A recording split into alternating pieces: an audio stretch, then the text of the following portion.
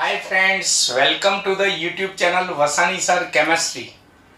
સૌથી પહેલા તો મારી ચેનલને સબસ્ક્રાઇબ કરી દો તથા બાજુમાં આપેલા બેલ આઇકનને દબાવવાનું ભૂલશો નહીં। મિત્રો, લાસ્ટ લેક્ચરમાં આપણે સહસંયોજક બંધના વિભાજનના બે પ્રકારો ભણ્યા હતા, સમવિભાજન અને વિષમ વિભાજન। એમાં યાદ કરો, સમવિભાજનની અંદર મુક્ત મૂલકો છૂટા પડે। મુક્ત મૂલકો યાદ કરો, આપણે ચાર પ્રકારના ભણ્યા હતા। મિથાઇલ મુક્ત મૂલક, प्राथमिक मुक्त मूलक, द्वितीयक मुक्त मूलक અને તૃતીયક મુક્ત મૂલક। મુક્ત મૂલકની આગળ અયુગ્મિત ઇલેક્ટ્રોનની સંજ્ઞા કરવી ફરજિયાત। તેની સ્થાયીતા ભણ્યા પ્રાથમિક મુક્ત મૂલક કરતા મિથાઇલ મુક્ત મૂલક કરતા પ્રાથમિક મુક્ત મૂલક વધુ સ્થાયી, પ્રાથમિક કરતા દ્વિતીયક વધુ સ્થાયી અને દ્વિતીયક કરતા તૃતીયક વધુ સ્થાયી। આ મુક્ત મૂલકની સ્થાયીતાનો ક્રમ પણ ભણ્યા હતા। અને આ મુક્ત મૂલકો સમવિભાજનથી છૂટા પડે। विषम विभाजन थी याद करो, धन आयन અને ઋણ આયન છૂટા પડે। તો એ વિષમ વિભાજન પરથી આપણે આજે મોસ્ટ ઇમ્પોર્ટન્ટ બે ટૂંકનોંધ ભણવાની, એક કાર્બો કેટાયન અને બીજી કાર્બો એનાયન।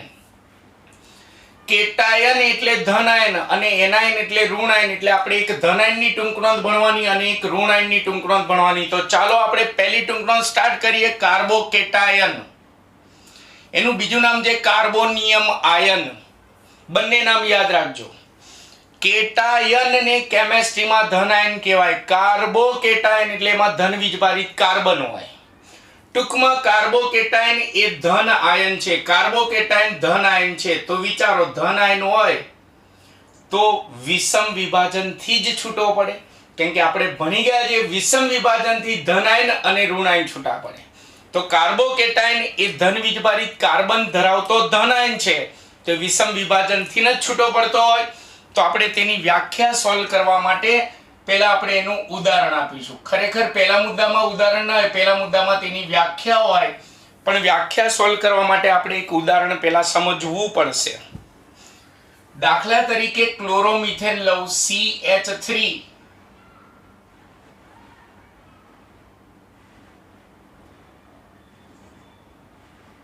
Cl अथवा ब्रोमोमिथेन लो, चलो CH3Br। આનું વિષમ વિભાજન કરવામાં આવે છે।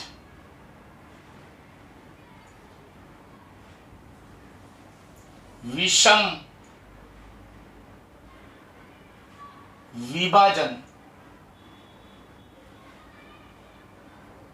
કરવામાં આવે છે।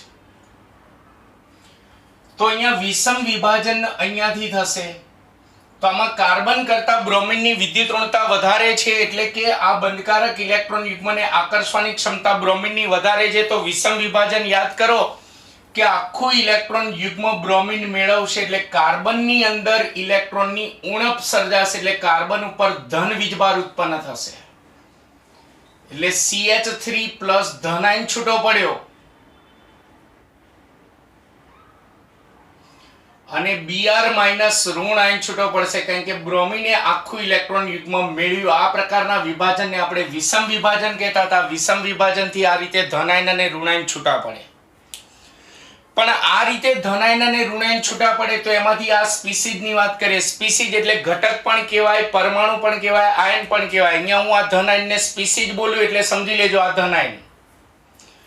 એમાંથી આ ધન આયન એટલે કે આ સ્પીસીઝમાં કાર્બન જે છે એની સંયોજકતા કક્ષામાં ગણો, આ ભાગીદારીના ઇલેક્ટ્રોન હાઇડ્રોજનના પણ કહેવાય, કાર્બનના પણ કહેવાય। તો અહીંયા 2 અને આ 2 4 અને આ 2 6, કાર્બનની સંયોજકતા કક્ષામાં 6 ઇલેક્ટ્રોન થાય છે। એટલે અહીંયા આ ધન આયન જે છે એમાં કાર્બન ષષ્ટક રચના ધરાવે છે। 6 ઇલેક્ટ્રોન થાય છે બાહ્યતમ કક્ષામાં, એટલે ષષ્ટક રચના ધરાવે છે। એટલે તેની બાહ્યતમ કક્ષામાં ટૂંકમાં 8 ઇલેક્ટ્રોન થતા નથી, ઓછા રહે છે, ષષ્ટક રચના ધરાવે છે, જેથી કાર્બન પર ધન વીજભાર ઉત્પન્ન થાય છે, જેથી કાર્બન ધન વીજભારિત છે,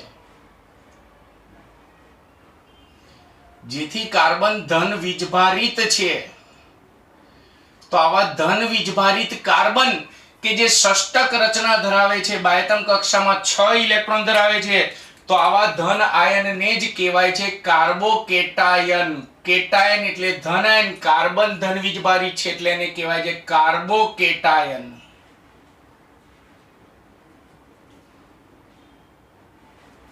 એટલે વિષમ વિભાજનથી છૂટો પડતો ધન આયન જ છે એક પ્રકારનો, પણ ધ્યાન રાખજો વિષમ વિભાજનથી છૂટા પડતા બધા ધન આયનને કાર્બોકેટાયન ના કહેવાય.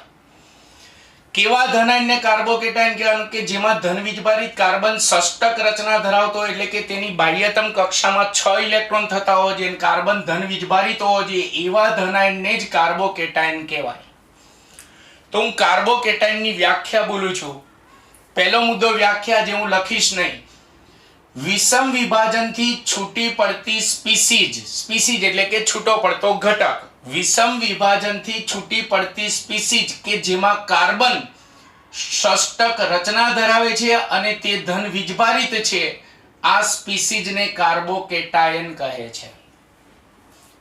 ફરીવાર કહું છું ખાસ, વિષમ વિભાજનથી છૂટા પડતા બધા ધન આયનને કાર્બોકેટાયન નહીં કહેવાનું. જેમાં કાર્બન ષષ્ટક રચના ધરાવતો હોય અને કાર્બન ધન વીજભારિત હોય એવા ધન આયનને જ કાર્બોકેટાયન કહેવાનું. ચલો વ્યાખ્યા હું મૌખિક બોલી ગયો, હવે તેના અન્ય મુદ્દા જોઈએ. તો કાર્બોકેટાયન જે છે ધન આયન છે, વિષમ વિભાજનથી છૂટો પડેલો છે.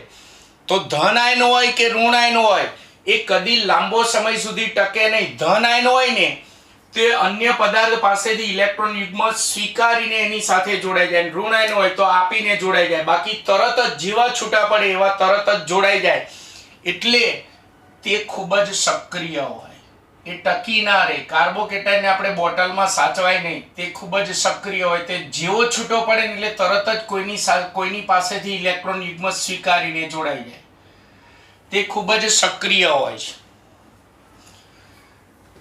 ખૂબ જ સક્રિય જે તરત બીજા સાથે જોડાઈ જાય એટલે તેનું આયુષ્ય ક્ષણિક હોય છે.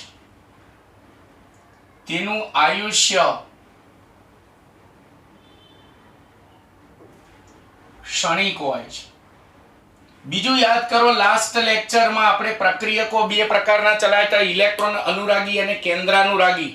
એમાં ધન આયનો બધા શામાં આવે? ઇલેક્ટ્રોન અનુરાગીમાં આવે, અને ઋણ આયનો બધા કેન્દ્રાનુરાગીમાં આવે. તો કાર્બોકેટાયન એ વિષમ વિભાજનથી છૂટો પડતો ધન આયન છે, એટલે તે ઇલેક્ટ્રોન અનુરાગી પ્રક્રિયક છે. તે ઇલેક્ટ્રોન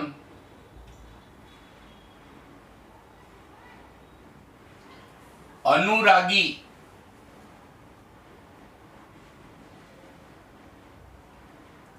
પ્રક્રિયક છે. ઇલેક્ટ્રોન અનુરાગી પ્રક્રિયકો એટલે ઇનઓર્ગેનિકમાં ચેપ્ટર 7 લુઈસનો એસિડ બેઝ સિદ્ધાંત ચલાવ્યો. ઇલેક્ટ્રોન અનુરાગી હોય એટલે બીજા પાસેથી ઇલેક્ટ્રોન યુગ્મ સ્વીકારીને જ જોડાય, એટલે તેઓ એક પ્રકારના લુઈસ એસિડ તરીકે પણ વર્તે એવું કહી શકાય.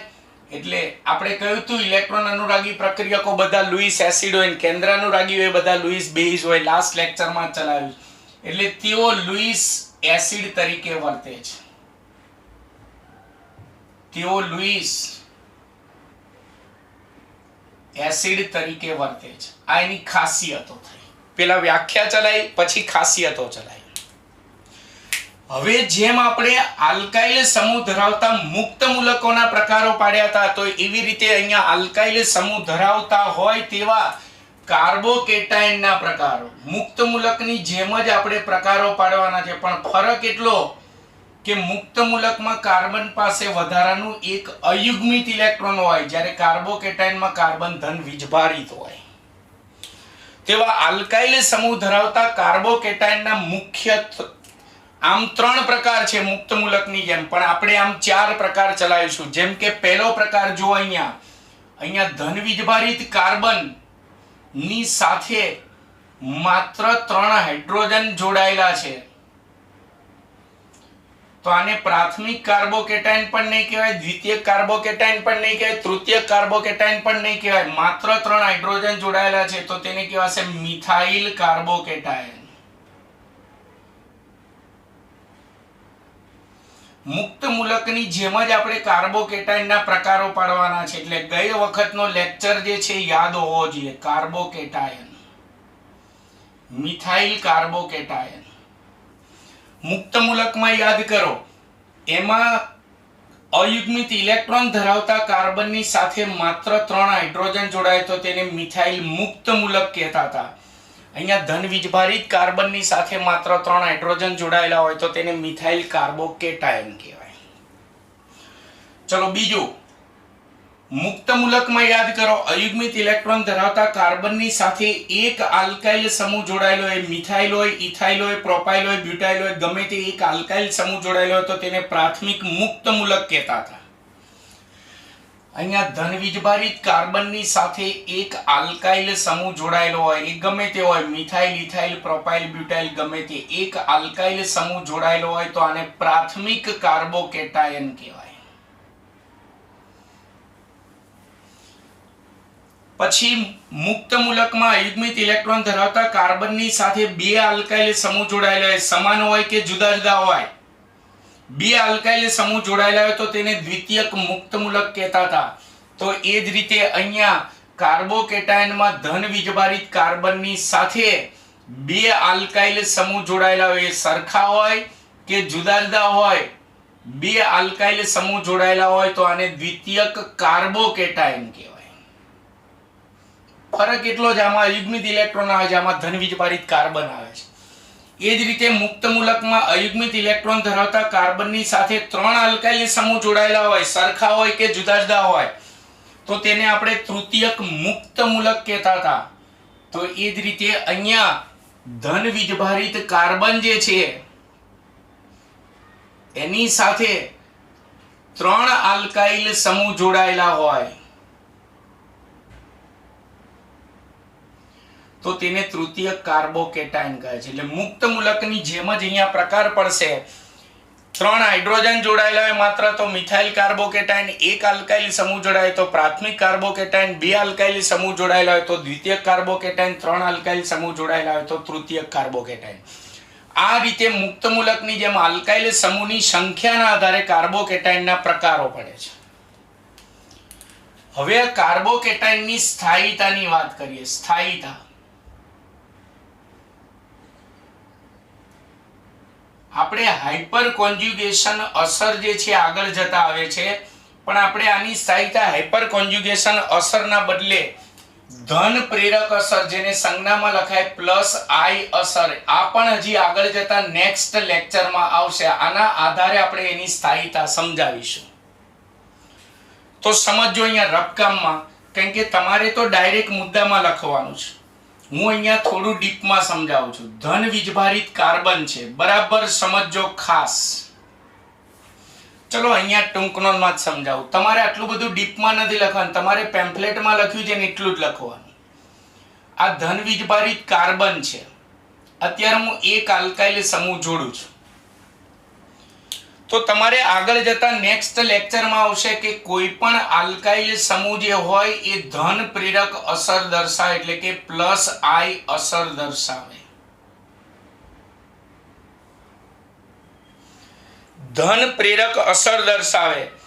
ધન પ્રેરક અસર દર્શાવનાર તમારે આગળના લેક્ચરમાં આવશે. ધન પ્રેરક અસર દર્શાવે એટલે આ બંધકારક ઇલેક્ટ્રોન યુગ્મ જે છે કાર્બન તરફ ધકેલે.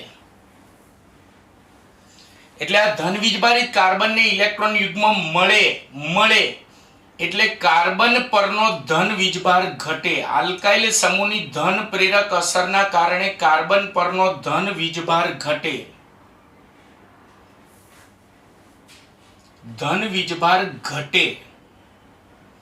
ફરી એકવાર કહું છું, આવતા લેક્ચરમાં આવશે ધન પ્રેરક બધા જ આલ્કાઇલ સમૂહ, મિથાઇલ, ઇથાઇલ, પ્રોપાઇલ, બ્યુટાઇલ, ગમે તે હોય એ બધા ધન પ્રેરક અસર દર્શાવે. એટલે આવતા લેક્ચરમાં આવશે એના કારણે આ બંધકારક ઇલેક્ટ્રોન યુગ્મ કાર્બન તરફ આમ ધકેલાય, જેના કારણે કાર્બનને ઇલેક્ટ્રોન યુગ્મ મળે એટલે કાર્બન પરનો ધન વીજભાર ઘટે. અને કાર્બન પરનો ધન વીજભાર ઘટે માટે કાર્બોકેટાયનની સ્થાયીતા વધે.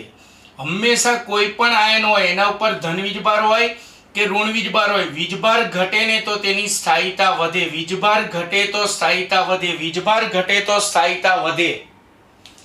તો એનો મતલબ એવો થયો કે આલ્કાઇલ સમૂહની ધન પ્રેરક અસરના લીધે કાર્બોકેટાયનની સ્થાયીતા વધે છે. ફરીવાર બોલું છું, આલ્કાઇલ સમૂહની ધન પ્રેરક અસરના લીધે કાર્બોકેટાયનની સ્થાયીતા વધે છે. આલ્કાઇલ સમૂહની ધન પ્રેરક અસરના કારણે તેની સ્થાયીતા વધે છે. તો માટે આપણે જુદા જુદા કાર્બોકેટાયનની સ્થાયીતાનો જો ક્રમ લખવો હોય તો મિત્રો સમજો, આલ્કાઇલ સમૂહની ધન પ્રેરક અસરના લીધે સ્થાયીતા વધે તો અહીંયા જેમ આલ્કાઇલ સમૂહની સંખ્યા વધતી જાય એમ સ્થાયીતા વધતી જશે. કેમ? કારણ કે જો આમાં એક પણ આલ્કાઇલ સમૂહ નથી એટલે આનો ધન વીજભાર સૌથી વધારે હોય. આમાં એક આલ્કાઇલ સમૂહ આવ્યો એની ધન પ્રેરક અસરથી ઇલેક્ટ્રોન યુગ્મ ખેંચાય જેથી કાર્બન પરનો ધન વીજભાર આના કરતા ઘટશે. આમાં બે આલ્કાઇલ સમૂહની ધન પ્રેરક અસરથી બંને બાજુથી ઇલેક્ટ્રોન યુગ્મ મળશે એટલે કાર્બનનો ધન વીજભાર આના કરતા ઘટશે. આમાં ત્રણ આલ્કાઇલ સમૂહ ત્રણેયની ધન પ્રેરક અસરના લીધે ત્રણેય બાજુથી ઇલેક્ટ્રોન યુગ્મ કાર્બનને મળશે એટલે કાર્બનનો ધન વીજભાર ઘટશે. એટલે ધન પ્રેરક જેમ આલ્કાઇલ સમૂહની સંખ્યા વધતી જાય એમ ધન પ્રેરક અસર વધતી જશે. ધન પ્રેરક અસર વધતી જશે એમ ધન વીજભાર ઘટતો જશે એટલે સ્થાયીતા શું થતી જશે? વધતી જશે. એટલે ખાસ યાદ રાખવાનું આલ્કાઇલ સમૂહની ધન પ્રેરક અસરના લીધે કાર્બોકેટાયનનો કાર્બન પરનો ધન વીજભાર ઘટે જેથી કાર્બનની સ્થાયીતા વધે. એટલે ધન પ્રેરક અસરથી સ્થાયીતા વધે તો આલ્કાઇલ સમૂહની સંખ્યા વધે એમ ધન પ્રેરક અસર વધતી જશે એમ ધન વીજભાર ઘટતો જશે તો સ્થાયીતા શું થતી જશે? વધતી જશે. તો માટે આપણે સ્થાયીતાનો ક્રમ લખવો હોય તો મિથાઇલ કાર્બોકેટાયન ઉપર ધન વીજભાર સૌથી વધારે હોય એટલે એની સ્થાયીતા સૌથી ઓછી. પછી જેમ જેમ આલ્કાઇલ સમૂહની સંખ્યા વધતી જશે એમ સ્થાયીતા વધતી જશે. પ્રાથમિકની વધારે એના કરતા દ્વિતીયક કાર્બોકેટાયનની વધારે એના કરતા તૃતીયક કાર્બોકેટાયનની વધારે. એટલે આમ તમે જુઓ આપણે મુક્ત મૂલકની અંદર સ્થાયીતાનો ક્રમ કયો લખ્યો? મિથાઇલ મુક્ત મૂલકની સ્થાયીતા ઓછી, પ્રાથમિક મુક્ત મૂલકની એના કરતા વધારે, દ્વિતીયક મુક્ત મૂલકની એના કરતા વધારે, તૃતીયક મુક્ત મૂલકની એના કરતા વધારે. તો મુક્ત મૂલકની સ્થાયીતાનો ક્રમ હતો એવો જ ક્રમ કોનો થયો? કાર્બોકેટાયનની સ્થાયીતાનો ક્રમ. ક્લિયર છે? ચલો ત્યાર પછી તેના આકાર અને સંકરણની વાત કરીએ તો કોઈ પણ ધન વીજભારિત કાર્બન ધરાવતો કાર્બોકેટાયન હોય એનો આકાર હંમેશા સમતલીય ત્રિકોણ આકારનો કાર્બોકેટાયન હોય. તેનો આકાર હંમેશા સમતલીય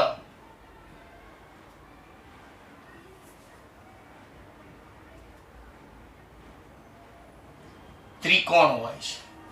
કેમ સમતલીય ત્રિકોણ હોય છે? કારણ કે તેમાં ધન વીજભારિત કાર્બનમાં થતું સંકરણ યાદ કરો. સમતલીય ત્રિકોણ હોય એટલે sp2 સંકરણ થાય. એટલે કોઈ પણ કાર્બોકેટાયન હોય એમાં ધન વીજભારિત કાર્બનમાં sp2 સંકરણ થાય. કોઈ પણ કાર્બોકેટાયનમાં ધન વીજભારિત કાર્બનમાં sp2 સંકરણ થાય. દાખલા તરીકે આપણે એક મિથાઇલ કાર્બોકેટાયન લઈએ. મિથાઇલ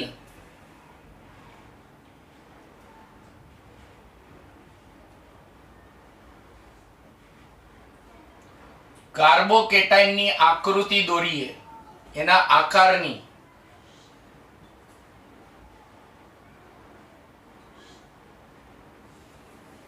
ચલો આ મિથાઇલ કાર્બોકેટાયન એમાં ધન વીજભારિત કાર્બન છે બરાબર. sp2 સંકરણ થાય એટલે ચેપ્ટર 4 ની અંદર ભણ્યા છે એમાં 3 સંકૃત કક્ષકો ઉત્પન્ન થાય જે સમતલીય ત્રિકોણ આકારે 120 અને 120 અંશના ખૂણે આમ ગોઠવાઈ જાય. એમાં એક એક ઇલેક્ટ્રોન હોય.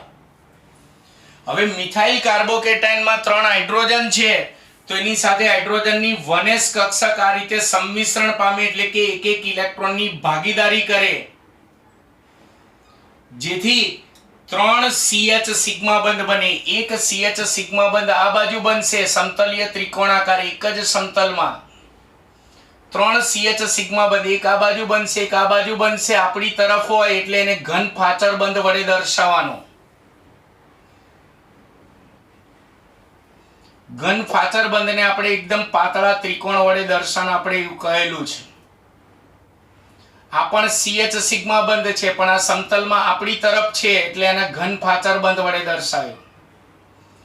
અને ત્રીજો CH સિગ્મા બંધ આપણાથી દૂર રચાય એટલે એને ડેશ ફાચર બંધ વડે દર્શાવવાનો. આપણે ડેશ ફાચર બંધ ઘન ફાચર બંધ ને બધું ભણી ગયા છે. એટલે તમે જુઓ તેનો આકાર કેવો થયો તો તેનો આકાર sp2 સંકરણના લીધે તેનો આકાર સમતલીય ત્રિકોણ આકારનો થયો. એક જ સમતલમાં ત્રિકોણ આકારે 3 સિગ્મા બંધ જે છે એ ગોઠવાઈ જશે. બીજું ચેપ્ટર નંબર 4 માં ભણ્યા છે કે જ્યારે કાર્બનમાં sp2 સંકરણ થાય ને ત્યારે તેમાં સંકરણમાં ભાગ લીધા વગરની એક 2p કક્ષક હોય, સંકરણમાં ભાગ નથી લીધો એટલે તે આખી ડંબેલ આકારની હોય, તો સમજો 3 CH સિગ્મા બંધ એક જ સમતલમાં ત્રિકોણ આકારે બની ગયા. તો સંકરણમાં ભાગ લીધા વગરની અહીંયા ખાલી કક્ષક હશે, કારણ કે કાર્બન ધન વીજભારિત છે, એક ઇલેક્ટ્રોન ગુમાવી દીધો. એ ખાલી કક્ષક આ સમતલીય ત્રિકોણાકાર જે છે એના લંબ રૂપે આમ ગોઠવાયેલી હોય. એટલે આની અંદર એક ખાલી 2p કક્ષક જે છે એ આ ત્રિકોણીય સમતલના લંબ રૂપે ગોઠવાયેલી હોય છે.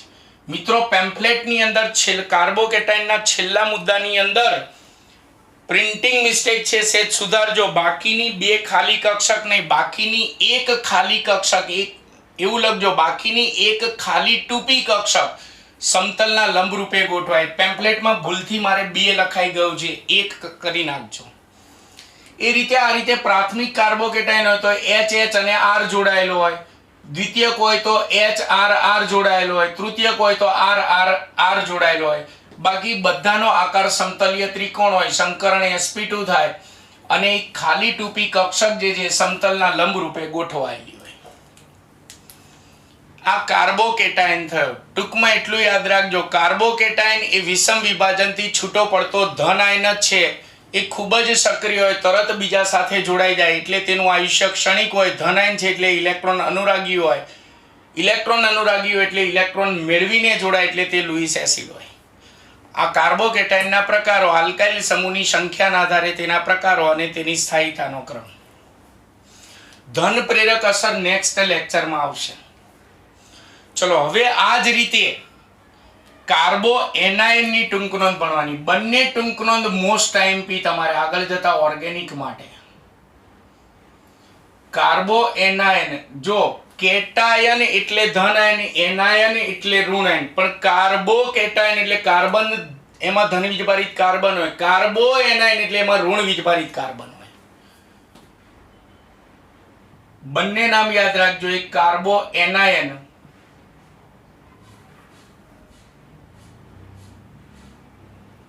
આને ભેગું કરી નાખો, કાર્બેનાયન.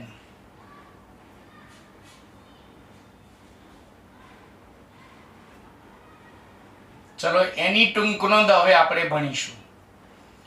તો આ ઋણ આયન છે એટલે આ પણ વિષમ વિભાજનથી જ છૂટો પડતો હોય, કારણ કે સમ વિભાજનથી તો માત્ર મુક્ત મૂલક છૂટા પડે. ધન આયન હોય કે ઋણ આયન હોય, વિષમ વિભાજનથી છૂટા પડે. તો દાખલા તરીકે હું એનું ઉદાહરણ આપું. દાખલા તરીકે,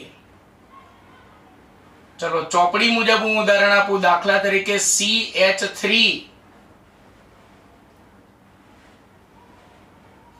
અને અહીંયા કોઈ પરમાણુ કે પરમાણુ સમૂહ, ધારો કે હું એને Z સંજ્ઞા આપી દઉં, કોઈ પરમાણુ સમૂહ જોડાયેલો છે,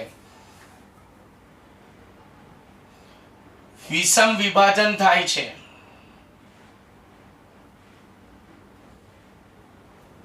વિષમ વિભાજન થાય છે, પણ અહીંયા જે મેં બ્રોમિન જોડ્યો તો એની કાર્બન કરતા વિદ્યુત ઋણતા વધારે. ધારી લો કે અહીંયા મેં Z સમૂહ જોડેલો છે, એની વિદ્યુત ઋણતા કાર્બન કરતા ઓછી છે.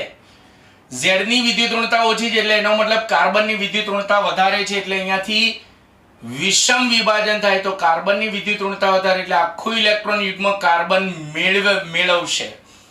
કાર્બને ઇલેક્ટ્રોન યુગ્મ મેળવ્યું એટલે કાર્બન ઉપર ઋણ વીજભાર ઉત્પન્ન થશે. એટલે આ સ્પીસીઝ એટલે કે આ ઘટકમાંથી ઋણ આયન બનશે અને Z ની અંદર ઇલેક્ટ્રોનની ઉણપ સર્જાશે એટલે Z+ ધન આયન છૂટો પડશે. ટૂંકમાં અહીંયા કાર્બન સાથે વધુ વિદ્યુત ઋણતા ધરાવતો સમૂહ જોડાયો હતો એટલે કાર્બોકેટાઇન છૂટો પડ્યો. અહીંયા કાર્બન સાથે ઓછી વિદ્યુત ઋણતા ધરાવતો પરમાણુ જોડાય છે એટલે કાર્બો એનાયન છૂટો પડે. આ રીતે ધન વીજભારિત કાર્બન હોય તો એને કાર્બોકેટાઇન કહેવાય, ઋણ વીજભારિત કાર્બન હોય તો કાર્બો એનાયન કહેવાય. ચલો એની વ્યાખ્યા સોલ્વ કરીએ. કાર્બોકેટાઇનની માં કાર્બનની બાહ્યતમ કક્ષામાં 2n2 4 ને 2 6 ઇલેક્ટ્રોન હોય એટલે ષષ્ટક રચના ધરાવે. અહીંયા કાર્બન એનાયનની અંદર આ ઋણ વીજભારિત કાર્બન જેની બાહ્યતમ કક્ષામાં ગણો 2 2 4 ને 2 6 ને 2 8 અષ્ટક રચના ધરાવે. 8 ઇલેક્ટ્રોન ધરાવે, ત્યાં ષષ્ટક રચના ધરાવે, અહીંયા અષ્ટક રચના ધરાવે છે. અને આ અષ્ટક રચનાના કારણે કાર્બન ઋણ વીજભારિત હોય છે. કાર્બન ઋણ વીજભારિત હોય છે.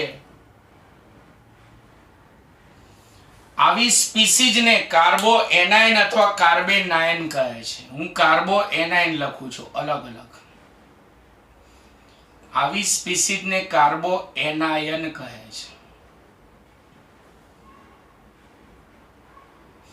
એટલે આની વ્યાખ્યા બનાવી હોય, જો બંનેની વ્યાખ્યાની નો તફાવત, આની વ્યાખ્યા હું બોલું ફરી એકવાર.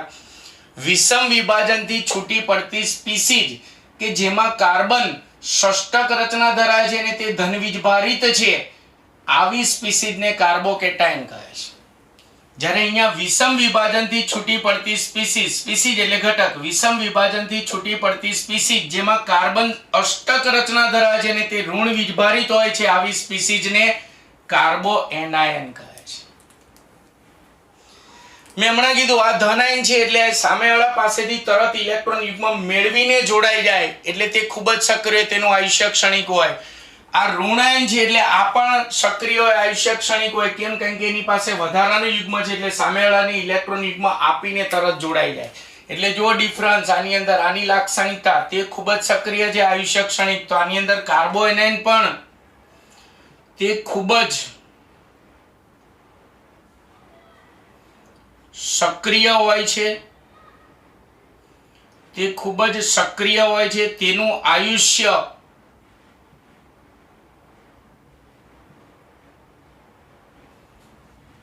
આયુષ્ય ક્ષણિક હોય છે.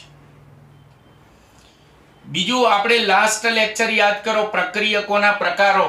તો આ ધન આયન છે એટલે ઇલેક્ટ્રોન અનુરાગી પ્રક્રિયક થશે. આ ઋણ આયન છે એટલે કાર્બોએનાયન એ કેવો આવશે? કેન્દ્ર અનુરાગી પ્રક્રિયક આવશે. એટલે તે એક પ્રકારનો કેન્દ્ર અનુરાગી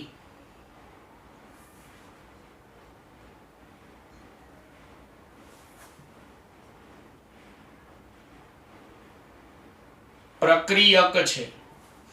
ચલો આપણે લાસ્ટ લેક્ચરમાં ભણ્યા હતા ઇલેક્ટ્રોન અનુરાગી હંમેશા ઇલેક્ટ્રોન યુગ્મ આપવાની વૃત્તિ ધરાવે. સોરી ઇલેક્ટ્રોન અનુરાગી ઇલેક્ટ્રોન યુગ્મ સ્વીકારવાની વૃત્તિ ધરાવે એટલે તે લુઈસ એસિડ થાય. કેન્દ્ર અનુરાગી છે એટલે એની પાસે આ વધારાનું ઇલેક્ટ્રોન યુગ્મ હોય એટલે આપીને જોડાય, ઇલેક્ટ્રોન યુગ્મનું દાન કરવાની વૃત્તિ ધરાવે એટલે ચેપ્ટર 7 ઇનઓર્ગેનિક મુજબ તે લુઈસ બેઝ તરીકે વર્તે છે. તે લુઈસ બેઝ તરીકે વર્તે છે.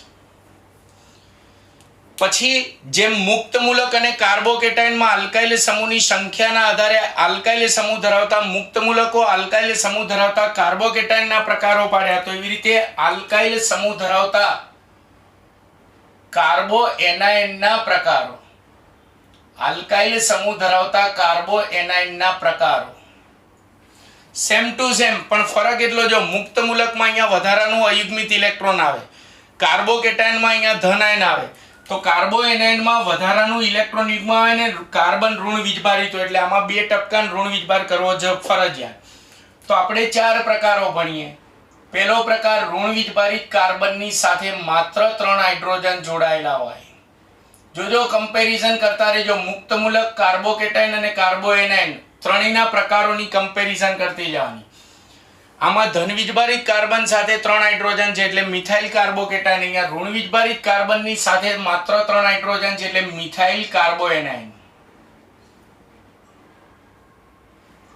મિથાઇલ કાર્બોએનાયન અથવા તો કાર્બેનાયન.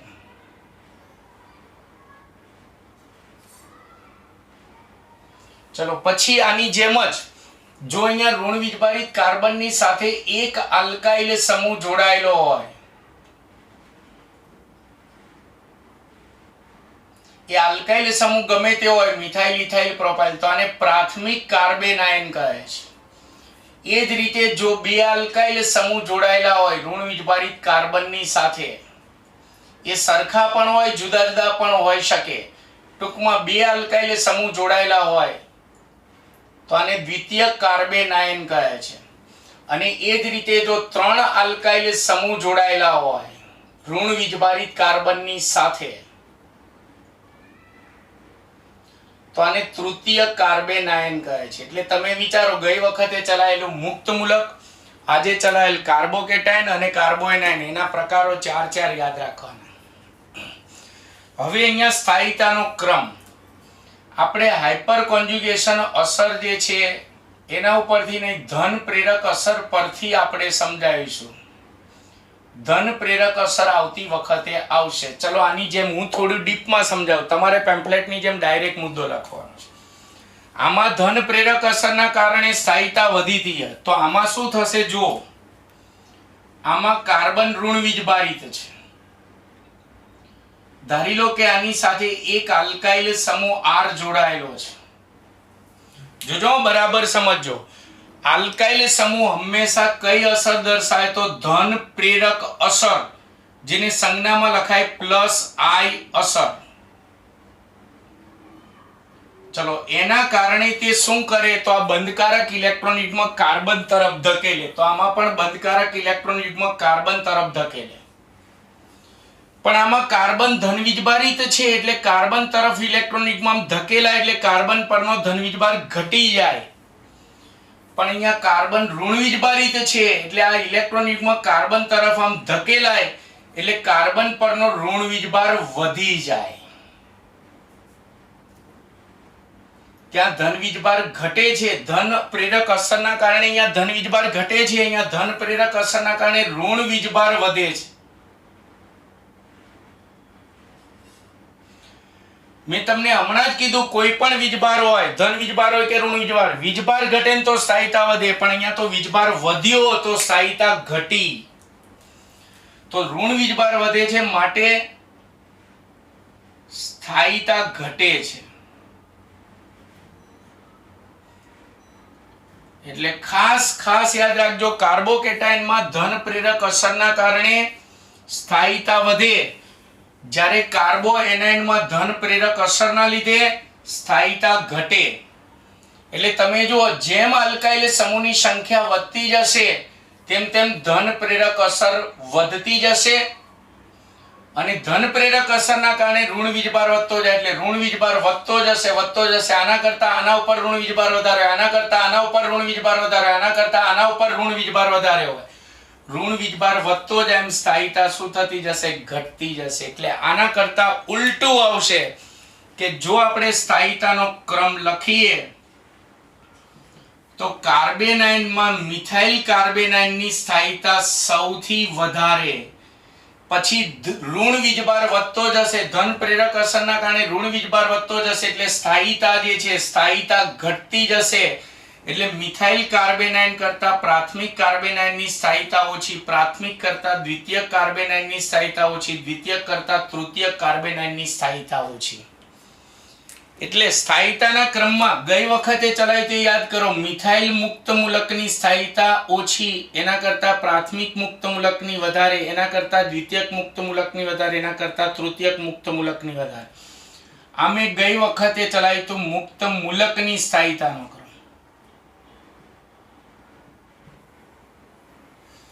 તો મુક્ત મૂલકની સ્થાયીતાનો ક્રમ અને કાર્બોકેટાયનની સ્થાયીતાનો ક્રમ સરખો છે, પણ કાર્બોએનાયનની સ્થાયીતાનો ક્રમ બંને કરતા ઉલટો છે.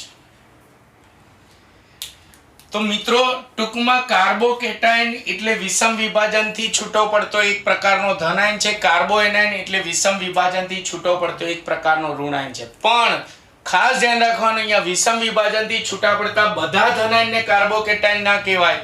ધન વીજભારિત કાર્બન હોવો જોઈએ, ષષ્ટક રચના ધરાવતો હોવો જોઈએ. એ રીતે વિષમ વિભાજનથી છૂટા પડતા બધા ઋણાયનને કાર્બોએનાયન ના કહેવાય, આને કાર્બોએનાયન ના કહેવાય. આને કાર્બોએનાયન અહીંયા કહેવાશે. કેમ? કારણ કે આમાં ઋણ વીજભારિત કાર્બન હોવો જોઈએ અને અષ્ટક રચના ધરાવતો હોવો જોઈએ. બાકી ધનાયન અને ઋણાયન છે એટલે ખૂબ જ સક્રિય હોય, તરત જ બીજા સાથે જોડાય, એટલે બંનેનું આયુષ્ય ક્ષણિક હોય. પણ આ ધનાયન છે એટલે ઇલેક્ટ્રોન અનુરાગી પ્રક્રિયા કહેવાય, આ ઋણાયન છે એટલે કેન્દ્ર અનુરાગી પ્રક્રિયા કહેવાય. ઇનઓર્ગેનિક મુજબ આ ઇલેક્ટ્રોન યુગ્મ સ્વીકારવાની વૃત્તિ ધરાવે એટલે લુઈસ એસિડ, આ ઇલેક્ટ્રોન યુગ્મ ગુમાવવાની આપવાની વૃત્તિ ધરાવે એટલે લુઈસ બેઝ. અને પ્રકારોમાં આલ્કાઇલ સમૂહની સંખ્યાના આધારે મિથાઇલ કાર્બોકેટાયન પ્રાથમિક, દ્વિતીયક અને તૃતીયક. એ રીતે અહીંયા મિથાઇલ કાર્બોએનાયન પ્રાથમિક, દ્વિતીયક, તૃતીયક. આમાં ધન પ્રેરક અસરના કારણે ધન વીજભાર આલ્કાઇલ સમૂહની સંખ્યા વધતી જાય એટલે ધન પ્રેરક અસર વધે એટલે ધન વીજભાર ઘટતો જાય એટલે સ્થાયીતા વધતી જાય. આમાં આલ્કાઇલ સમૂહની ધન પ્રેરક અસરના કારણે ઋણ વીજભાર વધતો જાય એટલે સ્થાયીતા ઘટતી જાય. ક્લિયર છે? આમાં આકાર કે સંકરણ ને એવું બધું યાદ રાખવાનું નથી. આ બંને મોસ્ટ ઇમ્પોર્ટન્ટ ટૂંકનો છે મિત્રો, કાર્બોકેટાયન અને કાર્બોએનાયન. હવે નેક્સ્ટ લેક્ચરમાં પ્રેરક અસર અને એના પ્રકારો આવશે. અત્યારે આપણે ધન પ્રેરક અસરનો ઉપયોગ કર્યો કારણ કે આલ્કાઇલ સમૂહ બધા ધન પ્રેરક અસર દર્શાવે. એવી રીતે નેક્સ્ટ લેક્ચરમાં પ્રેરક અસર ભણીશું. એના પાછા બે પ્રકાર આવશે, ધન પ્રેરક અસર, ઋણ પ્રેરક અસર ને બધું આવશે, પણ એ નવા ટોપિકમાં નેક્સ્ટ લેક્ચરમાં આવશે. તો મિત્રો, આજનો મારો વિડિયો લેક્ચર તમને ખરેખર કેવો લાગ્યો તેના વિશે તમે જરૂરથી કમેન્ટ કરો. મારા વિડિયોને લાઈક અને શેર કરવાનું ભૂલતા નહીં. નમસ્કાર.